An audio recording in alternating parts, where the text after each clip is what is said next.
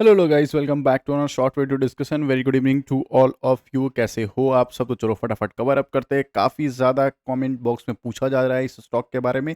एक news market में circulate हो रही है जो एक डिफेंस कंपनी है। हम बात करने वाले हैं monopoly company Hindustan aeronautics limited का। यह 67,000 करोड़ का एक डील के बारे में काफ़ी ज़्यादा कमेंट बॉक्स में पूछा जा रहा है। क्या ये न्यूज़ है, क्या ये कन्फर्मेशन आ चुकी है, या फिर ये अभी रिपोर्ट के जरिए? ये सारी चीज़ों को हम कवर अप करेंगे। अगर इस वीडियो में आप फर्स्ट टाइम आए हो, आपसे रिक्वेस्ट होगा लाइक एंड सब्सक्राइब कर देना। अगर आपने हिंदुस्तान एरोनॉटिक्स, अगर आपने के पास ये स्टॉक है, डेफिनेटली आप 5 स्टार स्टॉक को होल्ड करके बैठे हुए। No doubt, if and but बिल्कुल मत होना, पैनिक होकर मत सेल करना। ये लॉन्ग रन में आपको पैसा बनाते हुए स्टॉक दे देगी, क्योंकि ये मोनोपोली स्टॉक है।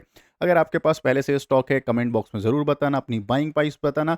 और अगर किसी ने पहले से ही इसमें कॉर्पोरेट ऑप्शन, कॉर्पोरेट को एंजॉय किया, कॉर्पोरेट एक्शन मतलब क्या, स्प्लिट को अगर किसी ने एंजॉय किया है, तो बिल्कुल कमेंट बॉक्स में बताना। मैं उसको थम्स अप देते हुए नजर आ जाऊंगा। कमाल की एक कंपनी है। अगर आपकी बाइंग प्राइस आप शेयर करोगे तो मैं आपको मेजर टॉपिक को कवर अप करते हुए नजर आ जाऊंगा। सपोज को किसी ने टॉप लेवल पे बाई किया तो उनके बहुत सारे क्वेरी होंगे, तो मैं उनको रिप्लाई बैक करते हुए नजर आ जाऊंगा। चलो फटाफट देख लेते हैं। लास्ट 5 ईयर्स में देखोगे कमाल का रिटर्न देकर बैठी हुई है। 1300 1400 का रिटर्न इसके आराम से देकर का। हालांकि टॉप लेवल से भी 18 से 20% का करेक्शन आ चुका है। 52 वीक हाई पे अगर देखोगे तो 5600 के ऊपर इसने क्लोजिंग दे चुकी है।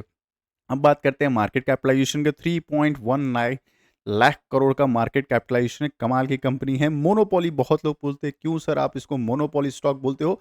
इसका रीजन मैंने मल्टीपल टाइम बताया, चलो फिर से बता देता हूं। अगर इंडियन एयरफोर्स को तेजस चाहिए, तेजस फाइटर जेट चाहिए, कहाँ आना पड़ेगा? हिंदुस्तान एरोनॉटिक्स में आना पड़ेगा।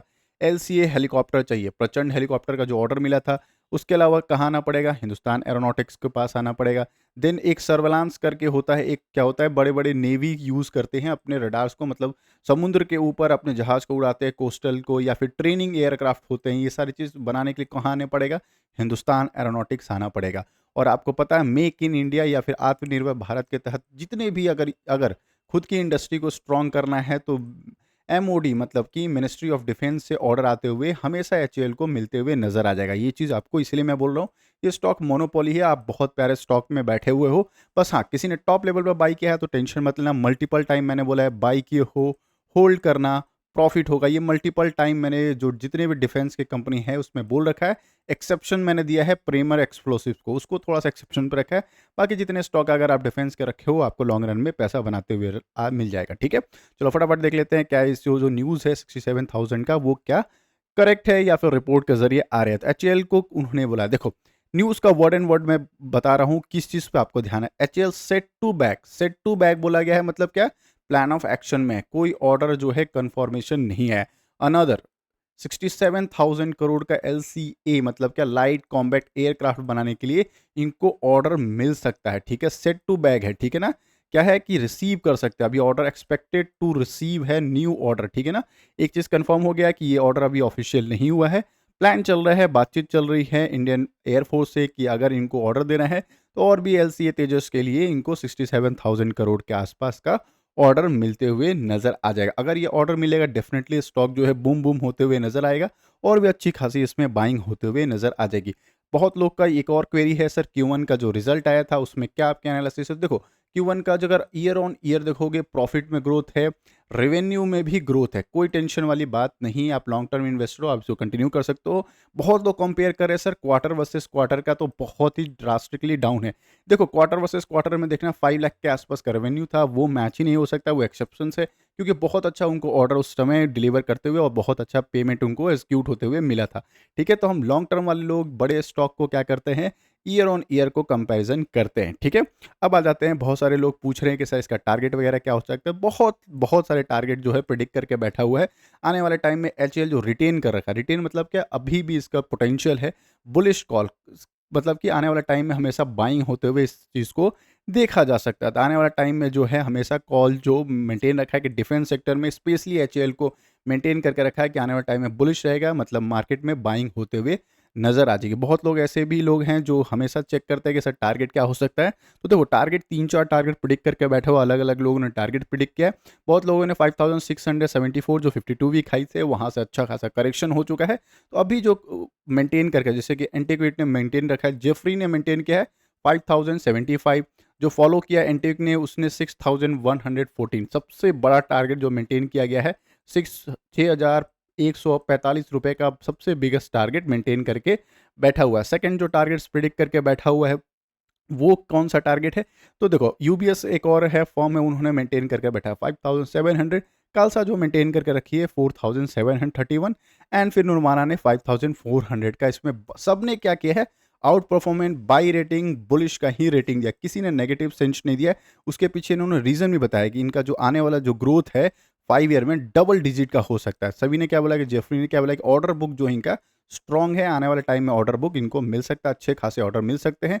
तो इनको पाइपलाइन में इतने ऑर्डर हैं कि बहुत ज़्यादा कॉन्फिडेंस है कि एचएएल जो है बुलिश हो सकता है और डबल डिजिट में नेक्स्ट टू 3 to 5 ईयर्स में क्या हो सकता है, ग्रोथ रेट जो इनका होता है वो डबल डिजिट में हो सकता है। ठीक है, इस चीज़ का आप ध्यान रखना। जब भी ग्रोथ रेट बढ़ता है अच्छा खासा बुलिश होने का सेंटीमेंट बढ़ जाता है। ठीक है ना, इस चीज़ को आप एकदम ध्यान रखना। अच्छा, बहुत लोग पूछते हैं कि सर इतना बड़ा सेलिंग पैटर्न का एक्टिवेशन क्यों हुआ, टॉप लेवल से अच्छा खासा ये करेक्शंस होते पीछे उसका रीज़न क्या है, हालांकि मल्टीपल टाइम बता चुका हूँ।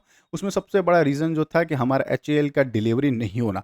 आपको पता है एचएएल तेजस जो था डिलीवर होने वाला था मार्च में, ठीक है, बट वो क्या हुआ, वो डिले हो गया, डिले होकर अगस्त में डिलीवरी होने वाला था। अब अगस्त में डिलीवर हो तो अब डिले क्यों हो रहा था, तो आपको पता है फाइटर जेट्स में क्या यूज़ होता है, हम इंजन्स यूज़ करते हैं। आप देखते हो ये जो नीचे है ये इंजन्स है, ये इंजन्स को हम लोग यूज़ करते हैं। ये इंजन्स जो डिलीवर करता है, क्योंकि हमारा इंडिया खुद इसमें डेवलप नहीं है, हम इंजन्स को खुद से मेक इन इंडिया के तहत नहीं बना पाते हैं, तो हमने जीई यूएस की कंपनी है जीई एयरोस्पेस या जनरल इलेक्ट्रिक के साथ टाई अप करके बैठे हुए हैं सिर्फ इंजन्स के लिए। ठीक है ना, तो वहाँ से इंजन हमें मिलने वाला था, वो इंजन उन्होंने डिले कर दिया। आपको पता है यूएस का नाटक रहता है, जब भी कोई कंपोनेंट टाइम पे चाहिए होता वो डिलीवरी डिले कर दे, तो डिलीवरी डिले हो गया।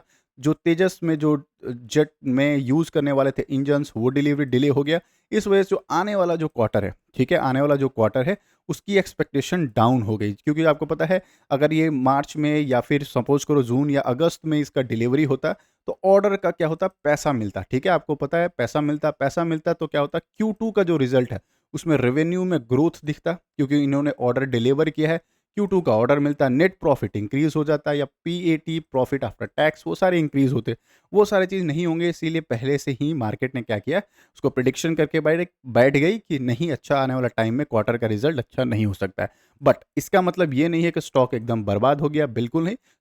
स्टॉक हमेशा आपको बुल रन में ही दिखेगा। इसके पीछे का मल्टीपल रीजन बता चुका हूँ। हिंदुस्तान मोनोपोली है, सेकंड मैंने बताया कभी भी डिफेंस सेक्टर को कोई भी स्पेशली इंडिया कॉम्प्रोमाइज़ नहीं करेगा या इसके बजट नीचे नहीं करेगा। अब तो बांग्लादेश का भी एस्केलेशंस हमारे सर पे बैठा हुआ है। ठीक है, वहाँ भी बॉर्डर डिस्प्यूट हो सकते हैं या फिर बॉर्डर एस्केलेशंस हो सकते हैं, तो उसके लिए भी वहाँ भी एयरफोर्स भी हमारा जा सकता है। तो एचएएल को आप रडार पे रख सकते हो, या कोई और भी डिफेंस स्टॉक अगर आपके पास है आप उसको रडार पे रख सकते हो। चलो टेक्निकली देख लेते हैं, उससे पहले आपसे रिक्वेस्ट होगा लाइक एंड सब्सक्राइब कर देना। सब्सक्राइब कर रहे हो तो बेल आइकन को ऑल जरूर क्लिक करें। टेक्निकली अगर देखोगे तो थोड़ा-सा आप देखोगे, सॉरी टेक्निकल अगर शेयर होल्डर पैटर्न्स को पहले देख लेते हैं, उसके हिसाब से देखोगे थोड़ा-सा यहाँ पे डिस्काउंटेड होते हुए मिल रहा है कि एफआईएस जो है छोटा-सा क्वांटिटी अपना सेल आउट कर रहे हैं और डीआईएस भी अपने नेक्स्ट क्वार्टर में सेल आउट करें। बट आने वाला क्वार्टर Q2 या फिर Q3 में देखना फिर से एफआईएस, डीआईएस इसमें स्ट्रांग होते हुए नज़र आ जाएँगे। इस चीज़ को आप ध्यान रखना। चलो टेक्निकली देख लेते हैं कि कौन-कौन से प्राइस पे अपन मिल सकता है। अभी जो करंट मार्केट प्राइस है 4800 के ऊपर सस्टेन करता है, नो डाउट 5 स्टार रखना, ये धीरे-धीरे बाइंग को मोमेंटम को कंटिन्यू कर जाएगी। बस इसको ग्लोबल मार्केट को पैनिक नहीं होना चाहिए। ग्लोबल मार्केट अगर पैनिक होगा, बिल्कुल थोड़ा-सा इसमें भी प्रॉफिट बुकिंग फिर से आ जाएगी। शॉर्ट टर्म वाले प्रॉफिट बुकिंग कर लेंगे, क्योंकि ये जो चार्ट पैटर्न बना के बैठी हुई है बहुत अच्छी है। अगर इसके ऊपर सस्टेन कर गया, अच्छा खासा बाइंग होते हुए नज़र आ जाएगा। कोई एवरेज करना चाहता है 4500 के आसपास या 4200 के पास एवरेज करते हुए, अगर किसी ने टॉप लेवल पे भी खरीदा है, स्टॉक बुरा नहीं है, आपको लॉन्ग टर्म में पैसा बनाते हुए नज़र आ जाएगा। ठीक है, अगर आप लाइव मार्केट में मुझसे कनेक्ट होना चाहते हो, आपसे रिक्वेस्ट रहेगा लाइव मार्केट में अगर कनेक्ट होना चाहते हो ज्वाइन कर लेना चैनल को। मैं लाइव मार्केट को डेली सुबह 10 बजे से लाइव आता हूँ, 10 बजे से लेकर लगभग 11 बजे तक 1 घंटे के आसपास लाइव रहता हूँ। आपको जो भी स्टॉक के रिगार्डिंग क्वेरी है, कोई भी स्टॉक का कोई लेवल्स वगैरह देखना होता है, वो आप मुझसे पूछ सकते हो, मैं आपको रिप्लाई बैक करते हुए नज़र आ जाऊँगा। आई होप मेरे एनालिसिस अच्छे लग रहे हो, लाइक एंड सब्सक्राइब कर देना। ओला इलेक्ट्रिक के लिए मिलते हैं एक और वीडियो में, तब तक के लिए बाय बाय।